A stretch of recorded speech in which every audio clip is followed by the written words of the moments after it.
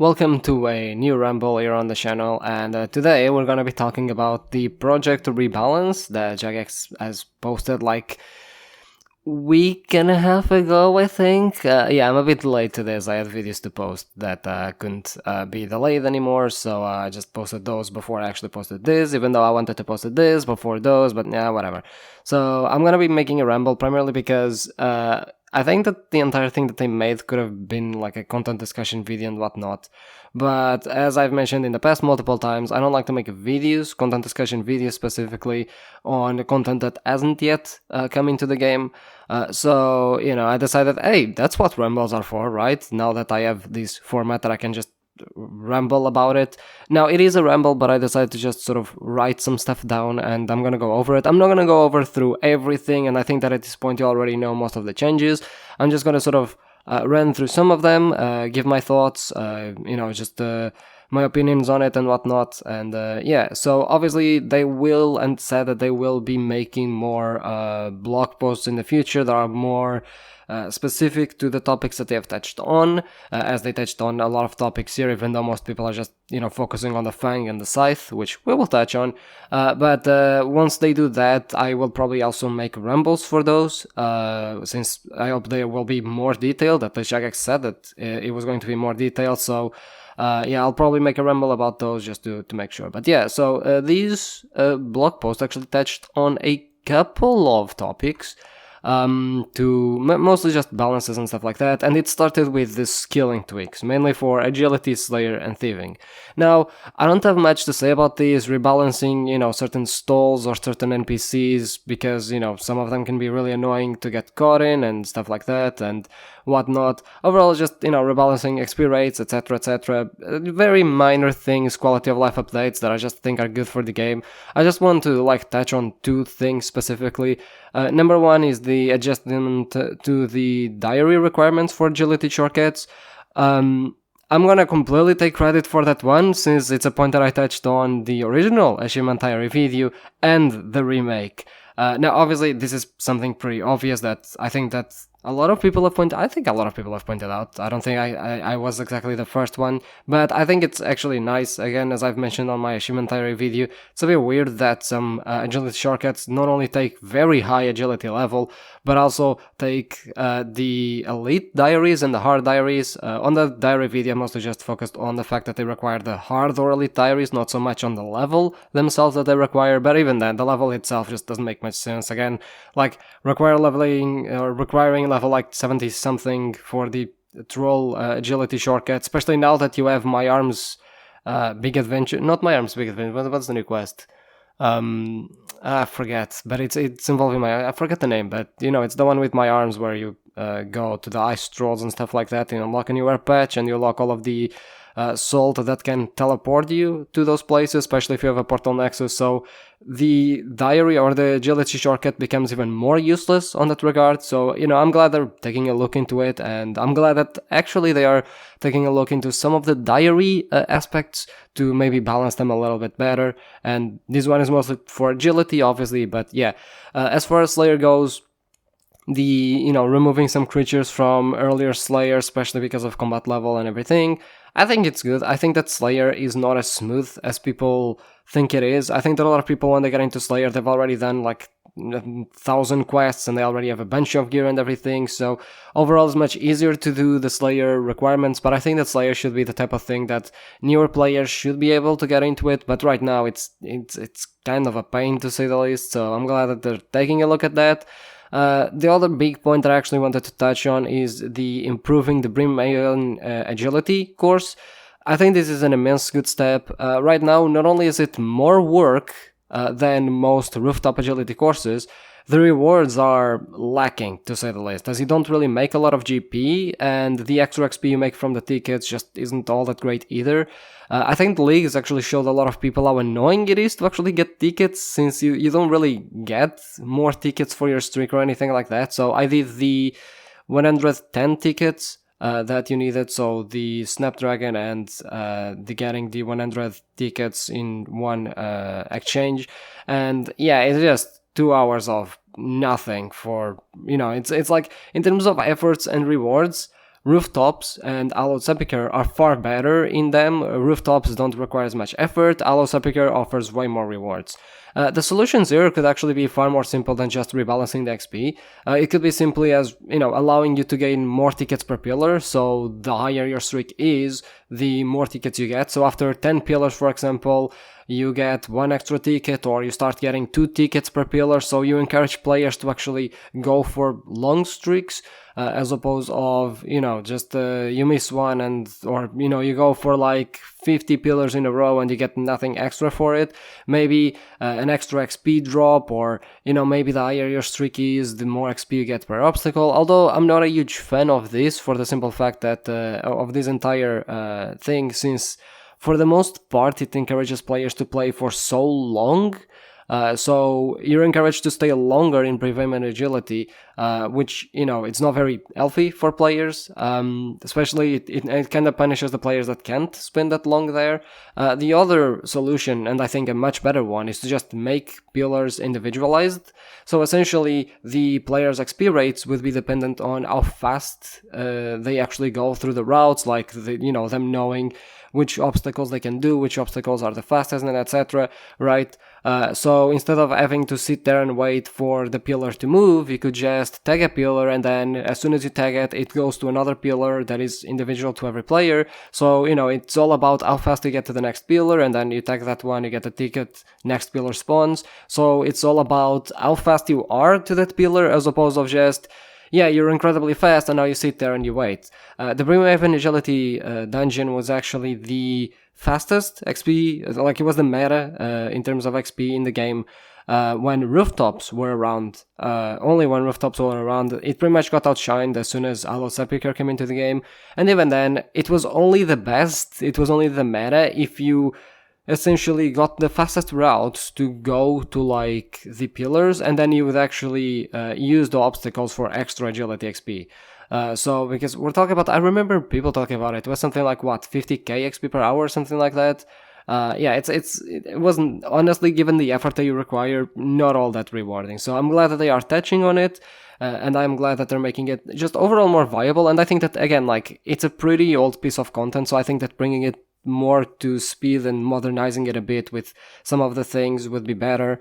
Some of the obstacles are a bit weird, some of them take a bit too long, especially the one with the, cutscene, I mean, okay, like, maybe we shouldn't remove the cutscene is iconic, but still, you know what I mean, like, some obstacles are just super fast, while others, and they can be a bit weird to pass through. Like the saw blades, for example, are a bit weird, because if you're clicking on the other side and you're spam clicking, sometimes your character just walks into the blade, sometimes your character sort of has a hiccup and then walks into the blade instead of just running through when the blade isn't up. It's a bit weird. So yeah.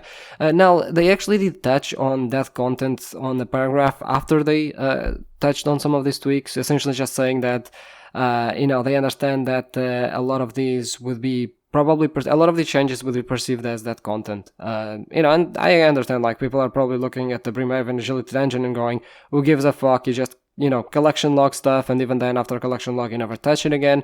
And as I've mentioned on a video, I don't think that content should be a reason for jagex to not invest into it or to not make it better, because ultimately, even if just a couple of players use it, even if a couple of players actually enjoy interacting with it, even if it's not like the meta for them, or even if they don't interact with him forever, I still think that as long as players interact with it, even if it's just once, even if it's just a couple of players, like 1%, it doesn't matter. I think that should be grounds for trying to improve the content, not even making it meta, but just trying to improve it. So I'm glad that they actually did touch on the point of, yeah, people might perceive it as that content, but we should still make content better, especially for the players that don't really, watch guides or go on the wiki or go on social media, etc, etc, etc. Next up, we have the mining thing. So they have touched on mining, and they have touched on a lot of improvements they want to make to mining. So they have touched on improving the motherlode mine, the volcanic mine, etc, etc, etc. Yeah, obviously improving these things is good. As far as this volcano sizing thing goes, Yeah, the Zalcane just really isn't all that great XP per hour, and usually you don't even want to do mass worlds because more competition usually means less loot, but the boss solo is also a pain, so you essentially have to, get a team of like 3-4 players. It's like the ideal size, which obviously can be a bit of a pain because you can't exactly do it instanced or whatever. So yeah, I'm glad they are changing or like looking to change this. I'm 100% behind in change, especially when you look at bosses like Wintertoad, which feel much better to do in a mass. I haven't tried Temporos in a mass, I've only done it solo, but solo Temporos is better than Zalcano solo, so I think that taking a look also into smoothing some of the mechanics should be a thing that they should do, as some of them can feel kind of janky, especially like the circles when you are like, because the game is a grid. So in some of the circles, you might be positioning almost, you think you're outside of the circle and then you get damaged anyway because you're actually inside of the circle. So it's a bit weird how how janky some of the mechanics are. The delay when you are mining the rocks as well can be a bit jarring, especially when you want to like dodge and stuff like that from the blast that Volcano does and whatnot. So overall, not just the sizing, but maybe looking at smoothing some of the mechanics out. Not changing the mechanics, I think the mechanics are fine, although some of them are fucking annoying as shit. But not changing the mechanics, but smoothing them out. When it comes to the volcanic mine, I think that at the moment, the biggest issue is how RNG the vents are. So currently, you have to check the vents at the beginning to either pour a boulder or mine a boulder out, depending on if the vent needs to be released pressure or needs to increase pressure, right? Because if vents become too unstable, the mine becomes less stable and it can explode, ending your run. The problem is that you do this essentially twice. So you do it at the beginning and you do it at the 5-minute mark when like the vents quote unquote shuffle. And the thing is, you can do everything 100% correctly and still lose your run because the vents are just too unstable and there's no recovering it, right? The vents would take way too long to recover when compared to the mine stability going down.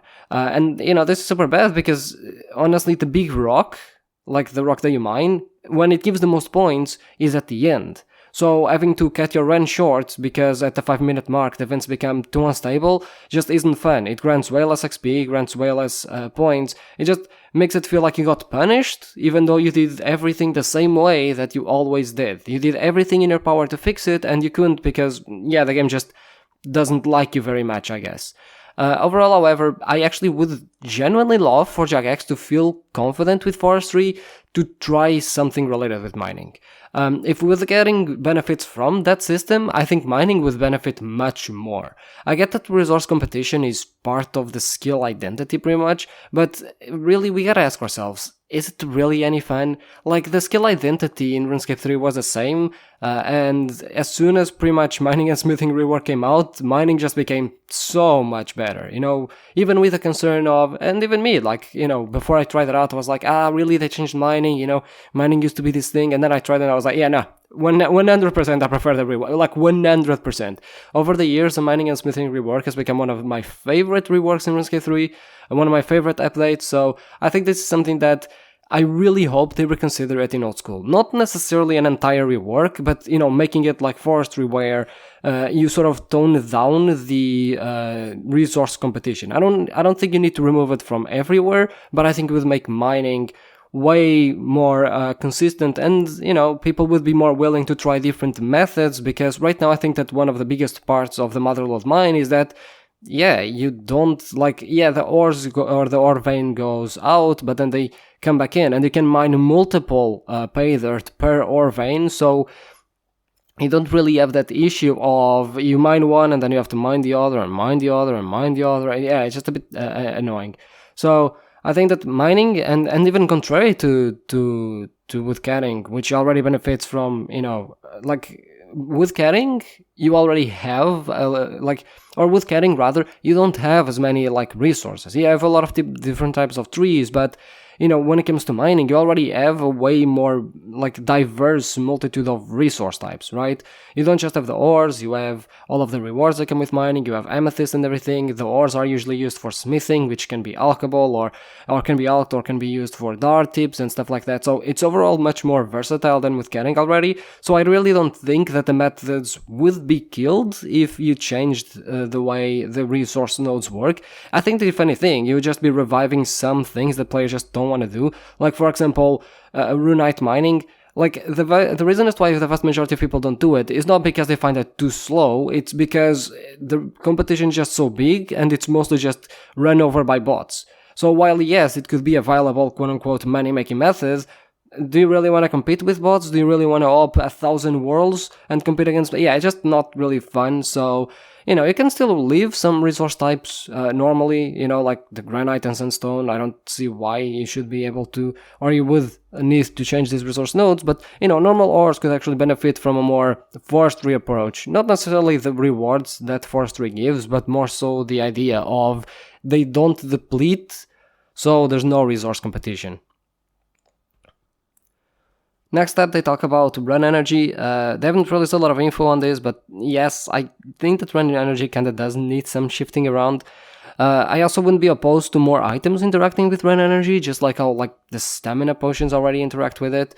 While it is an integral part of old school RuneScape, it's also kinda jarring, since, especially at the beginning, when you're at the beginning of your account, you're gonna be walking every fucking where, you're just constantly running out of run energy.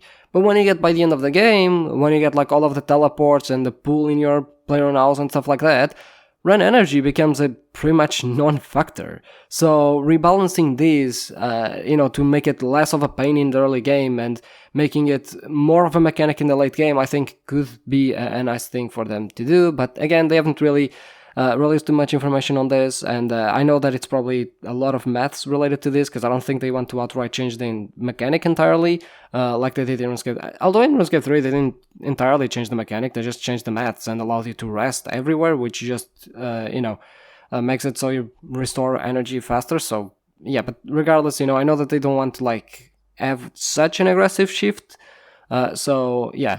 Next up, we have the NPC defense changes. So this is something that I'm kind of excited about.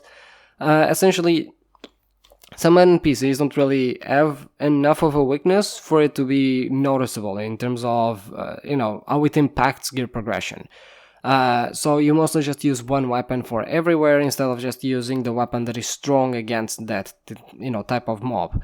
While I agree with this, I think players will always go for the best in slot, and I would hate for it to, for your available tools to become too much of a chore to use, to the point where it's better to not try and kill monsters because you don't have the right weapon, as opposed of doing it anyway, but knowing it's not the best, right? So when it comes to this balancing act, I think it needs to be done very carefully, in order to prevent players from, thinking that certain monsters just aren't worth doing because you don't have a specific weapon, or that it's not that impactful and players will just not matter in terms of the weapon that is stronger. As far as expanding the weaknesses to the different ranged gears, and specifically types of bolts and whatnot, and types of weapons, and elements, I think that this is overall a good idea. Not only does it give more viability for different types of weapons, but also you can have a greater reward space for armor, where armor can boost different types of combat styles, like what happens with melee already, where certain armor already, some of it even increases damage, but most of it increases accuracy. So this could be the case for, armor that increases the accuracy or damage of fire spells, for example. It just gives a bigger reward space for that. And while that works wonders, in my opinion, for ranged, for magic, I don't entirely think it does. Essentially, jagex wants to make elemental weaknesses work for also the ancient spellbook, right? And I'm not a huge fan of the elemental weaknesses like they have explained them in the blog. Essentially, look, while stuff like water and ice makes sense, so something that is weak to water is also weak to ice spells, earth and shadow and fire and blood really don't make much sense. I think this would confuse players way more than the currently, even like if you introduce the weaknesses currently to the game, the spellbooks right now, I don't think it would confuse players. I think players would be less confused with the fact that ice spells don't work on water targets than the fact that shadow spells work on earth targets, right? So I don't think it makes that much sense, and I think it's kind of confusing. And honestly, there are ways to make all these spells in tune in terms of like the weaknesses they affect, right? I get that's what they are trying to do, but hear me out, right? I think spell books are fine as they are, because essentially, while adding elemental weaknesses is going to be a good step, right? But I don't think it's necessarily bad that those weaknesses will only be affected by normal spellbook spells, since when players usually unlock different spellbooks, they understand they all have a different use. So, normal spellbook, okay, works with elemental spells. Ancient, as, spells that have utilities. So, for example, Ice Barrage freezes targets, Blood heals, etc., right? Lunars as mostly skilling spells, right? It also has some offensive ones like, the Vengeance and whatnot, but for the most part, it's a skilling spellbook, and the offensive things are mostly very niche uses. And the Arceus is more like the companion spells, the Thralls and everything like that, right? Or the more specific, not even elemental, but types, right? So you have the things that in the normal spellbook you also have Crumble Undead or something like that, which is weak against like undead targets. There are still spellbooks as the Demon Bane, like a spell that is strong against demons and whatnot. So like all of them sort of serve a different purpose. So I think that like trying to standardize elements between them would be just a huge balancing nightmare than simply each spellbook having its own edge, right? Its own like thing.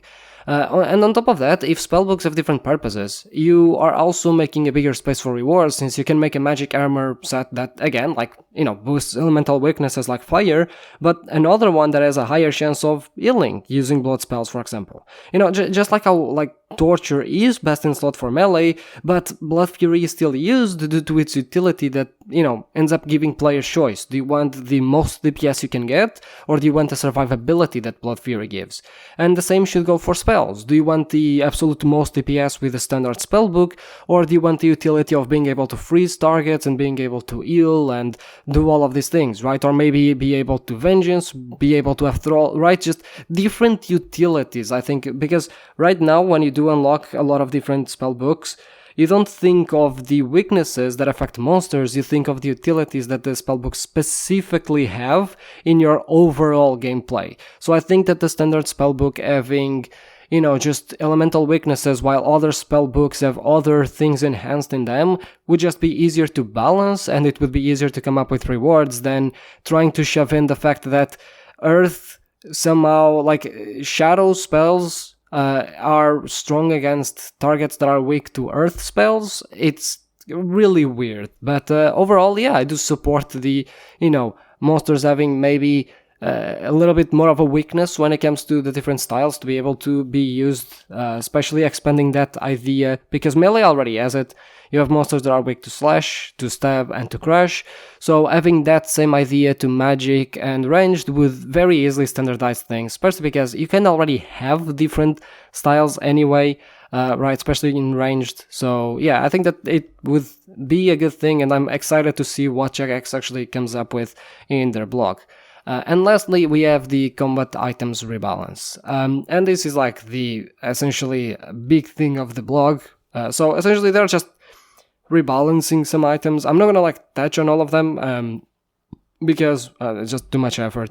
But they are nerfing some items, they are buffing some items. In terms of nerfing, they are nerfing the Fang, which I agree with its change. Essentially they are making it so the Fang accurate, because the Fang currently, when you eat it, it double rolls accuracy, so it's way more accurate than most other weapons. They are making it so the double accuracy reroll is only applied with the stab, because the Fang is a stab weapon, so yeah, I think that this change is kind of good, and simply put, like, not only is the Fang super OP, it's also super accessible. Like, I think the Fang wouldn't be this much of an issue if it was, just as rare as the Shadow or Mazori, instead of being as common as the Lightbearer, right? Because the Fang and Lightbearer pretty much just have the same drop rate. The Void Waker guaranteed hits, again, something that I agree with. This was supposed to be a PvP weapon mostly, and while it should be able to be used in PvM, I think it should simply work differently. Overall, we're talking about different contexts, so why not?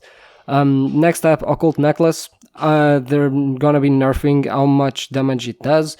Honestly, how this item actually lasted so long without being nerfed is kind of impressive. It offers a 10% magic damage bonus, which is more than the entirety of Ancestral.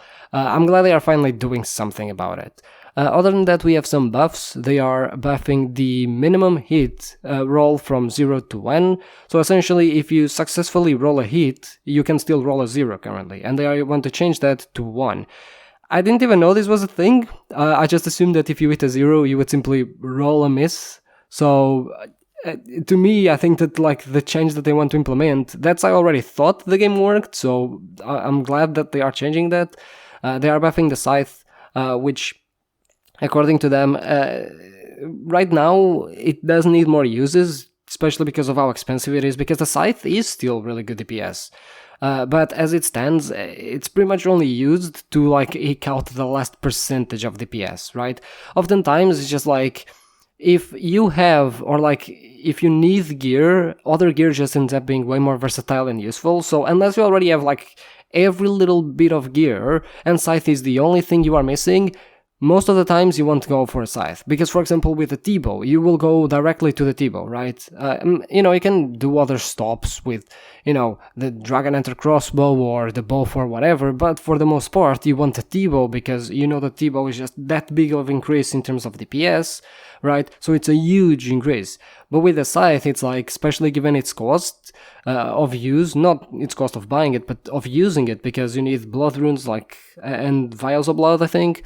So most of the time, it's just better to just go with a Fang, and yeah, you're missing out on some DPS, but it's not that much, it's not the big difference between Bofa and T-bow, for example, right?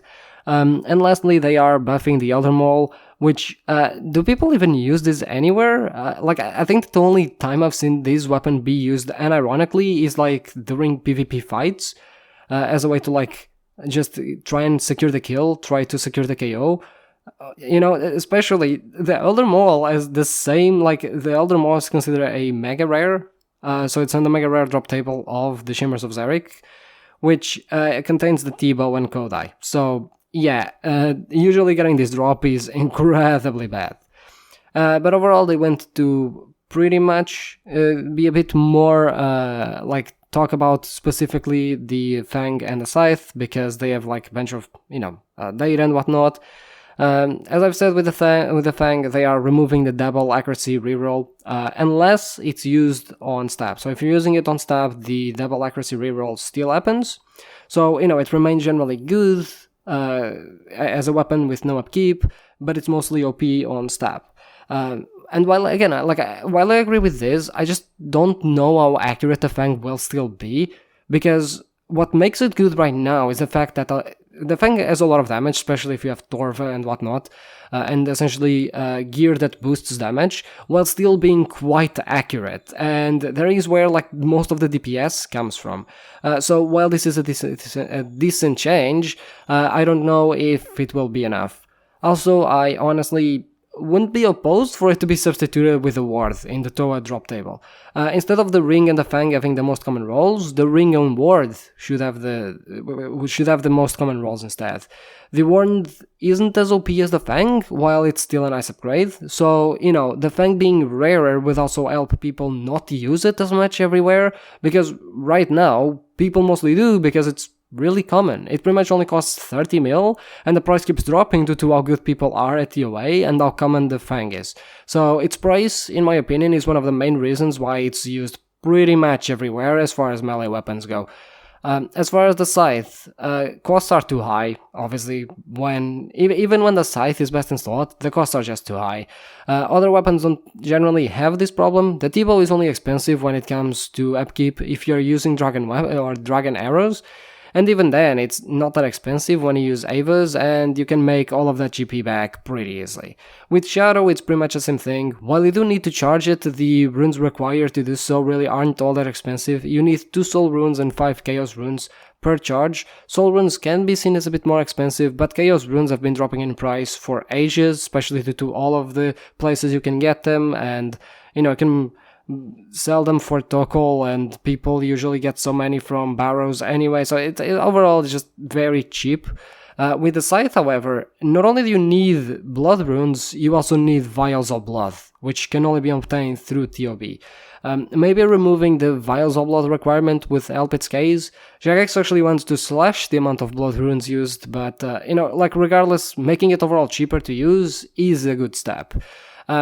Melee and the scythe will sort of always have the problem, though, of essentially they're bound by, the fact that ranged and magic are simply more viable, especially due to their long range status, right? Being able to hit targets from a longer range just way more desirable for people, instead of needing to be on top of the monster you are killing.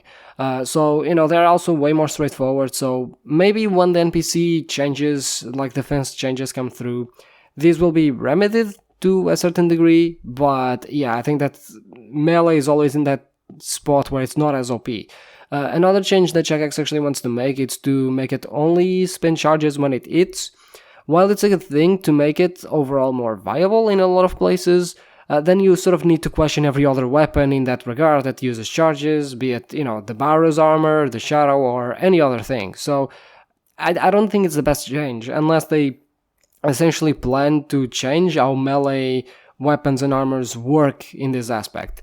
Since with magic at least you get the XP from casting spells, so I get not wanting to reward players with not spending charges, but at least the other melee things should probably take a look at that, especially other Barrow's weapons.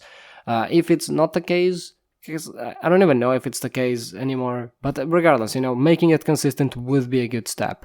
They're also increasing its accuracy, which fine by me, honestly, but overall I'm pretty excited for what the next year will bring when it comes to a lot of these changes, especially the skilling changes. I'm gonna be honest, the PvP changes, the weapon changes are interesting, but the skilling changes, to me, it's where it's at. Especially the mining changes. So that's pretty much it. I'm probably gonna be making rumbles when the more detailed blocks come out, that's pretty much it.